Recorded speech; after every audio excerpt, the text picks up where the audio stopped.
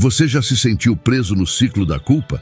Aquele sentimento incessante que você falhou em algum ponto, que não consegue seguir em frente e a cada novo passo parece tropeçar nas mesmas pedras do passado? E se eu te disser que a chave para quebrar esse ciclo é o perdão, mas não só o perdão a si mesmo, como costumamos pensar? Na verdade, a verdadeira transformação começa com o perdão aos outros. E por que isso é tão importante? Porque guardar mágoas dos outros é, na realidade, uma forma sutil de aprisionar a si mesmo. Pense nisso, todas aquelas vezes que você ficou remoendo as palavras de alguém ou a ausência de quem deveria estar presente, foram pequenos pesos que você, consciente ou inconscientemente, decidiu carregar. Esses pesos te impedem de se perdoar, de seguir em frente, de se libertar. Hoje, vou compartilhar com você as 7 coisas que você precisa perdoar nos outros para finalmente poder perdoar a si mesmo. Essas 7 áreas podem estar te prendendo mais do que você imagina. Mas ao final deste vídeo, eu espero que você tenha a clareza para começar a libertar a sua mente e o seu coração desse fardo invisível. Mas antes de começar, deixa eu te fazer uma pergunta. Você já parou para pensar em quantas vezes você ainda carrega mágoas antigas, mesmo sem perceber? E como essas mágoas afetam a forma como você se enxerga? Mantenha essa reflexão em mente enquanto exploramos juntos esses 7 caminhos de perdão. Você já teve uma ferida emocional que parecia ter cicatrizado, mas de repente alguém disse algo que abriu tudo de novo? Como se uma simples palavra fosse capaz de fazer você reviver todo aquele sofrimento do passado? Esse é o poder que as palavras têm, especialmente quando tocam em feridas antigas. Talvez aquela crítica de um amigo, uma ofensa velada de um familiar ou um comentário insensível de um colega de trabalho tenha atingido você de forma mais profunda do que eles jamais poderiam imaginar. E por quê? Porque essa pessoa, ao dizer o que disse, sem saber, mexeu em uma dor que você já carregava há tempos. Uma dor que não foi resolvida, apenas escondida sob a superfície. Mas aqui está o ponto-chave. A maioria das pessoas que diz coisas dolorosas para nós não faz isso de propósito. Elas não têm a intenção de machucar, porque não conhecem sua história. Não conhecem suas batalhas internas, as cicatrizes invisíveis que você carrega todos os dias. Na mente delas, elas estão simplesmente falando sem perceber o impacto que suas palavras podem ter sobre você. Agora, o que acontece quando você guarda essas palavras? Elas começam a viver dentro de você, repetindo-se como um eco. Cada vez que você se lembra do que foi dito, você reabre aquela ferida, e o ciclo de dor continua. Perdoar essas pessoas não é fácil, especialmente quando as palavras ferem tão profundamente. Mas se você entender que o perdão não é para o outro, e sim para a sua própria libertação, você percebe que está na hora de soltar essa bagagem. Ao perdoá-las, você não está justificando o que foi dito. Você está apenas permitindo que essas palavras fiquem no passado, onde pertencem, e não no seu presente, onde continuam a te ferir. Imagine por um momento que você está atravessando um momento difícil, dor física, luto, depressão. Como isso afeta sua maneira de interagir com o mundo? Talvez você se torne menos paciente, mais irritado ou até mesmo mais distante das pessoas que ama.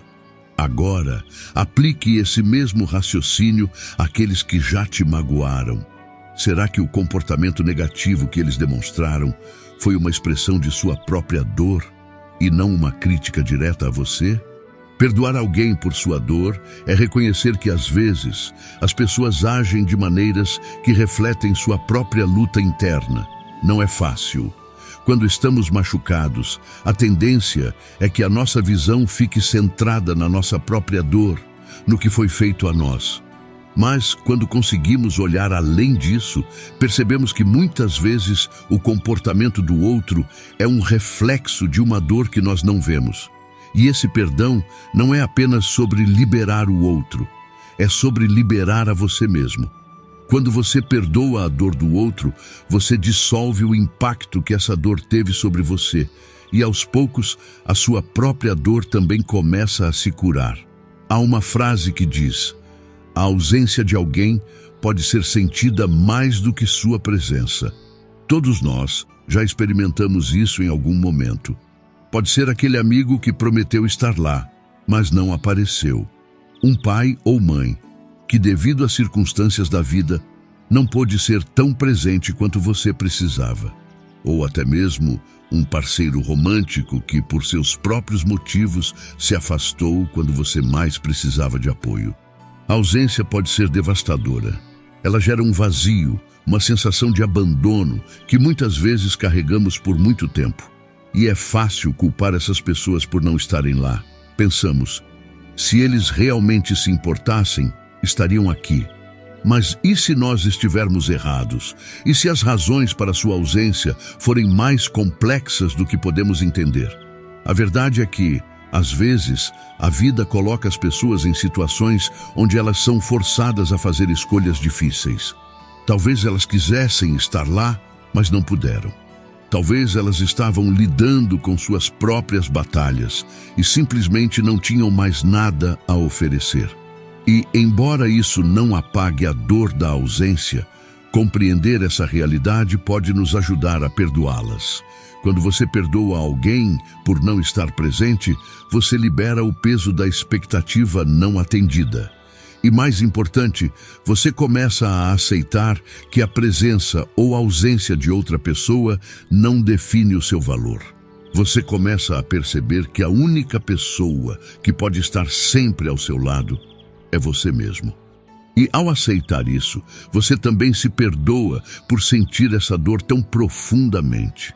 Porque no final das contas, o que realmente importa é como você cuida de si mesmo diante das ausências da vida. Quantas vezes você já colocou todas as suas esperanças, expectativas e até mesmo sua felicidade em uma única pessoa? Seja um parceiro, um amigo próximo, ou até mesmo um membro da família. Nós, muitas vezes, esperamos que uma pessoa específica seja tudo para nós. Nosso apoio emocional, nossa fonte de alegria, nossa âncora em tempos de dificuldade. Mas a realidade é que ninguém pode carregar esse fardo. E quando esperamos que alguém seja tudo para nós, estamos nos preparando para a decepção. Porque, inevitavelmente, essa pessoa não será capaz de atender todas as nossas necessidades. E aí, o que acontece? Nós nos sentimos traídos, achamos que fomos abandonados, que essa pessoa falhou conosco. Mas e se o problema não estivesse nessa pessoa, mas nas nossas próprias expectativas? Colocar alguém no papel de ser nosso tudo é injusto, tanto para nós quanto para eles. Porque a verdade é que cada um de nós é responsável pela nossa própria felicidade, pelo nosso próprio bem-estar. Outras pessoas podem nos apoiar, nos amar, nos fazer companhia, mas elas nunca serão a solução para todos os nossos problemas internos.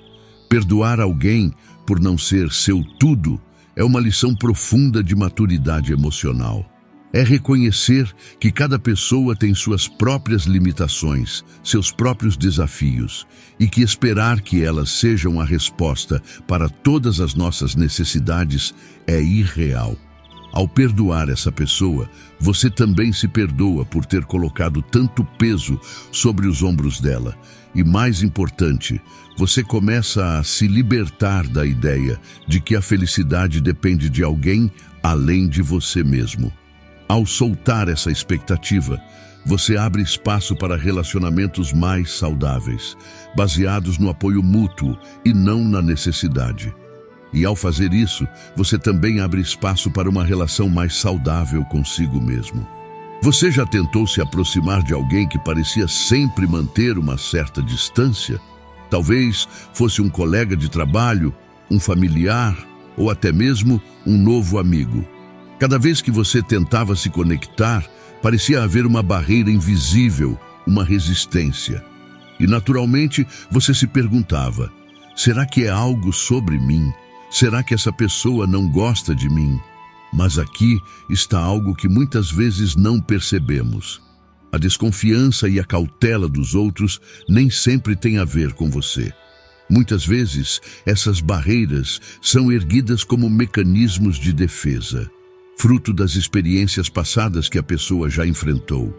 Talvez elas tenham sido traídas, machucadas ou desiludidas no passado, e como resultado, elas construíram muralhas emocionais para se protegerem. Perdoar essas pessoas por sua cautela é um ato de compaixão. É reconhecer que, assim como você tem suas feridas, elas também têm as delas. E que, às vezes, essas feridas fazem com que elas sejam mais defensivas, mais reservadas ou até mais frias do que gostariam de ser. Esse perdão é importante porque, ao liberar a expectativa de que todos sejam abertos e receptivos com você desde o início, você também começa a se perdoar por ter ficado magoado com essa situação. Você percebe que a resistência dos outros nem sempre é sobre você, e que cada pessoa tem seu próprio ritmo para baixar suas defesas. E mais uma vez, ao soltar essa expectativa, você permite que seus relacionamentos floresçam de forma mais natural. Ao perdoar a cautela dos outros, você também se dá permissão para ser mais paciente, mais compreensivo e menos afetado pelas barreiras que, na verdade, não eram suas para carregar desde o início. O medo do fracasso é uma emoção poderosa que muitos de nós carregamos. Agora, imagine como esse medo pode influenciar o comportamento das pessoas ao seu redor. Às vezes, as ações ou inações de uma pessoa podem parecer incompreensíveis, especialmente quando elas têm o potencial de fazer mais ou serem mais. Talvez você tenha se sentido frustrado por alguém não se esforçar o suficiente em um relacionamento, ou por não correr atrás dos seus sonhos com a determinação que você sabe que eles têm. Mas e se o que está impedindo essas pessoas não for preguiça ou desinteresse, mas sim o medo paralisante de falhar? O medo de fracassar pode impedir as pessoas de agirem, e isso pode ser frustrante para quem está ao seu redor. Mas perdoar alguém por não atingir as expectativas que você tem delas significa reconhecer que o medo é uma barreira real e poderosa. E ao perdoar esse medo nos outros, você também começa a perdoar seu próprio medo de falhar. Você compreende que o fracasso não é o fim, mas uma parte natural da jornada. Ao liberar essa expectativa de perfeição, tanto nos outros quanto em si mesmo, você cria espaço para a aceitação e o crescimento. Perdoar os outros não é apenas sobre liberar as mágoas e ressentimentos que você carrega. É sobre se libertar do peso emocional que essas experiências deixam em você. Quando você perdoa, você permite que essas experiências permaneçam no passado, onde pertencem, em vez de permitir que continuem influenciando seu presente e seu futuro. Essas 7 áreas que discutimos hoje, perdoar as palavras dolorosas, a dor alheia, a ausência, as expectativas não atendidas, a cautela, o medo do fracasso, são portas para a sua própria libertação. Ao perdoar os outros nessas áreas, você se abre para perdoar a si mesmo. E no final das contas, o perdão é um presente que você dá a si mesmo. É a chave que libera sua mente e seu coração para viver com mais leveza, mais paz e mais liberdade. A pergunta que você deve se fazer agora é: você está pronto para se libertar? Para saber mais sobre raios, teosofia, esoterismo e espiritualidade avançada, e acessar conhecimentos ocultos pouco conhecidos pelo público, acesse o link na descrição ou no primeiro comentário fixado. Conheça o e-book O que são os raios, escrito em 1996 pelo nosso oficiante geral Batarjal. Obrigado por assistir até o final. Deixe nos comentários sugestões sobre assuntos que você tem curiosidade. Se esse vídeo te trouxe algum valor, se inscreva no canal, curta e compartilhe para que possamos atingir cada vez mais pessoas. Maiores informações sobre a nossa ordem esotérica e cursos online no primeiro comentário fixado. Tenha um ótimo dia. Namastê.